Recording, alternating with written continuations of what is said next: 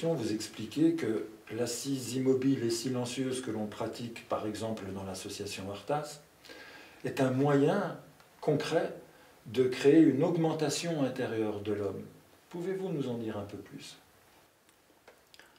Toutes les pratiques spirituelles doivent nous apprendre à passer de la nature inférieure de l'homme à la nature supérieure de l'homme. De cet homme qui se laisse aller à être lui-même et de cet homme qui pourrait être meilleur. À chaque instant, nous pourrions être meilleurs. C'est la nature supérieure de l'homme.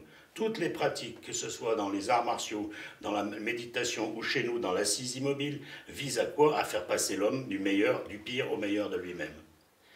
Qu'est-ce que l'assise immobile chez nous? C'est fréquenter trois ingrédients essentiels. C'est fréquenter le silence et l'immobilité, qui sont deux ingrédients du meilleur de l'homme. L'agitation et le bruit, c'est là où réside le pire de l'homme, ou la nature inférieure de l'homme, dans l'agitation et le bruit. Le silence et l'immobilité, c'est là que réside le meilleur de l'homme. Et la troisième chose, c'est la vie intérieure, la primauté de la vie intérieure. Dans l'assise immobile, ce qui tout de suite nous apparaît, c'est l'intensité de la vie intérieure, parce qu'il n'y a plus de vie extérieure. C'est donc une circonstance de l'existence où la vie intérieure est supérieure à la vie extérieure, où on découvre que l'intensité intérieure peut remplacer n'importe quelle intensité extérieure.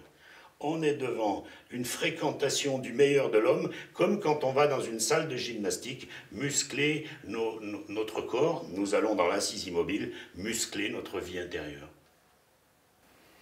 Et vous parlez d'elle aussi comme d'un miroir. Pouvez-vous nous en dire un petit peu plus sur son aspect miroir? Je pense que c'est pas l'aspect miroir le plus important, c'est l'aspect éclairage sur tout un monde qui reste à conquérir. L'homme, depuis 6 millions d'années, a conquis le monde extérieur.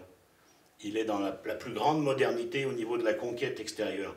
Il est à peine à l'âge de pierre dans la conquête du monde intérieur.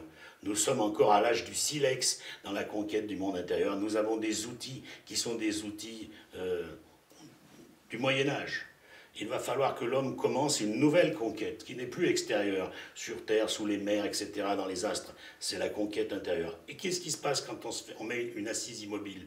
On se retrouve devant le fait que notre vie intérieure est foisonnante d'événements, de pensées, de souffrances, de commentaires, de tout un tas de choses qui en permanence existent. Et que nous sommes devant la découverte d'un monde qui existe au fond de nous, quand on n'est pas détourné par le monde extérieur.